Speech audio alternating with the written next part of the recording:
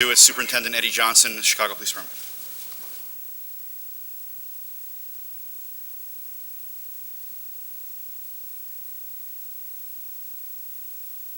Good afternoon, everyone.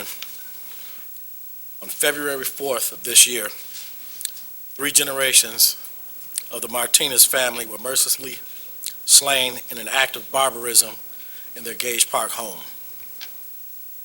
What began as a well-being call for the Chicago police officers turned into a multiple homicide that claimed the lives of 6 individuals. 4 adults: Rosura Martinez, age 58, her husband, Noe Martinez Sr., age 62, their son, Noe Martinez Jr., age 38, their daughter, Maria Herminia Martinez, age 32, her 2 boys, Maria's sons, Leonardo Cruz, age 13, and Alexis Cruz, age 10. For area residents, it was a shocking and sudden loss of friends and neighbors, as well as fear for their safety. For CPD officers and detectives, it became personal, as the Martinez family weren't repeat offenders or involved in illegal activity. They were a family like any other who went to work, went to school, loved each other, and abided by the law. In my 28 years, I haven't seen a case that has hit as close to home for myself and so many others in this department than what was discovered on that cold Thursday afternoon in February. That's why today I'm grateful to announce that we have apprehended those responsible for this brutal act.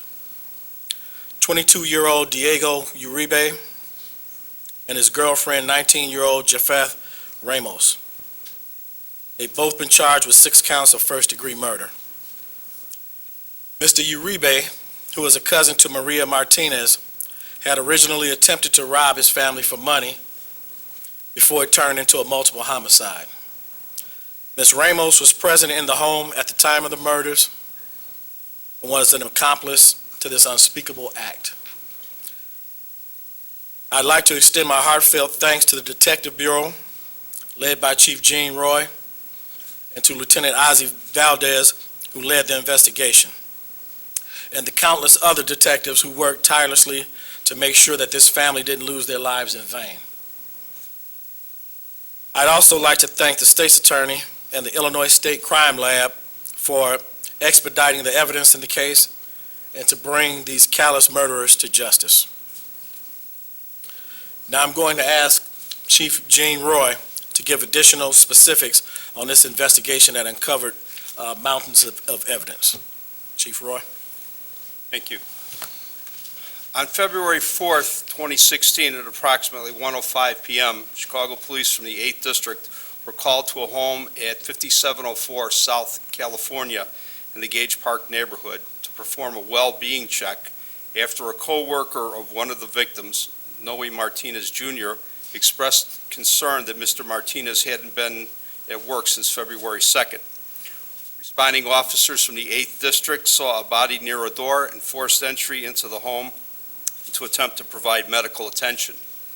Once inside, they found the bodies of Noe Martinez, his wife Rosara, their son Noe Jr., their daughter Maria, and Maria's 2 sons, Leonardo and Alexi. The bodies were scattered throughout the entire home, which led us to believe that there were multiple attackers. Significantly, the victims were not bound or restrained in any manner, leading us to believe that the victims knew and trusted their murderers. 5 of the victims were stabbed and beaten, while the 6th, Maria Martinez, was shot to death. That scenario also led us to believe that the family was specifically targeted and that this was not a random act of violence. A number of bladed weapons, believed to be knives, as well as a firearm, were used to commit these murders. An exhaustive investigation followed, starting with the processing of the crime scene for forensic evidence.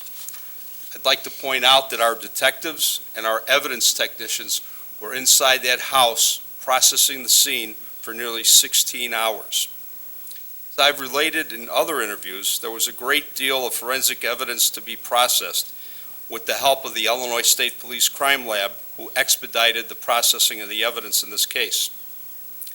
While the mountain of evidence was analyzed, detectives followed up on other leads, interviewing dozens of people to attempt to identify the murderers and determine a motive, while reviewing other information such as social media postings and electronic communications. The break in the case came yesterday when detectives learned that DNA evidence recovered at the scene linked Diego Uribe to the scene. Additionally, cell phone records also link Uribe to the scene. The investigation further revealed that Jafeth Ramos, Uribe's girlfriend, was also present with Uribe. Both made statements admitting their roles in this horrific crime.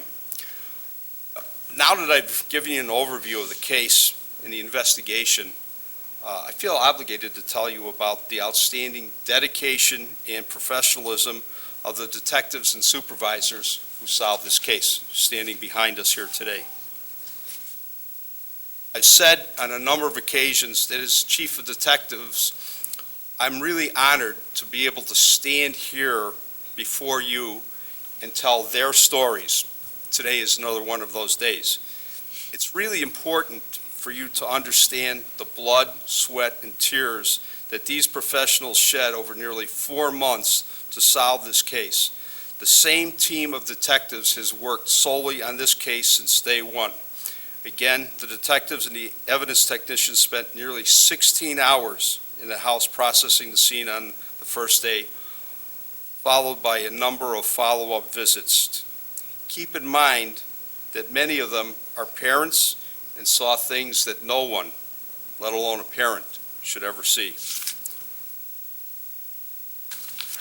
Despite being frustrated at times by investigative leads that did not pan out, these detectives and their supervisors never lost their dedication or their drive, and when they were confronted by problems, they dug down and worked even harder.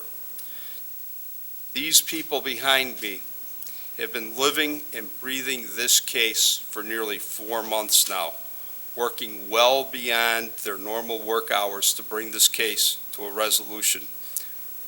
I can't begin to count how many family and social events they missed because of their dedication. I want to acknowledge and thank this team, as well as their families, for the sacrifices they all made to bring justice to the Martinez family. We'll take a couple questions, guys.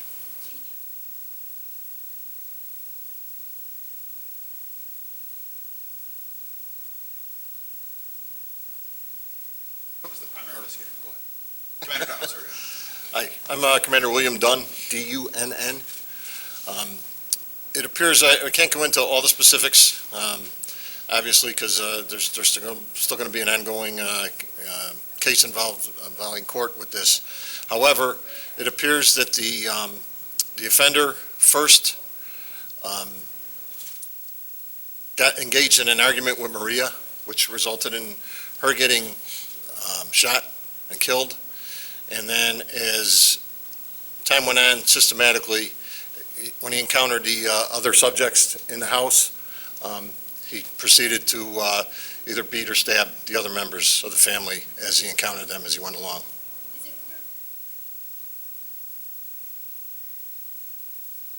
He used both the gun and the knives to stab the people.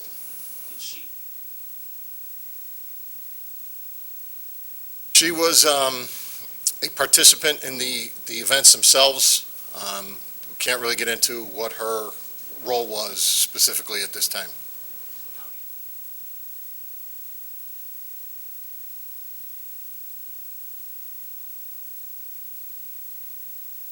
We, as part of the investigation early on, way back in March, we talked to a lot of the family members, we talked to other people, and as part of what we do in not only in this investigation but in many other investigations, we take buccal swabs to get their DNA. He consented to us taking one, and what we use those for is to include or exclude somebody who may have been in the house. We already had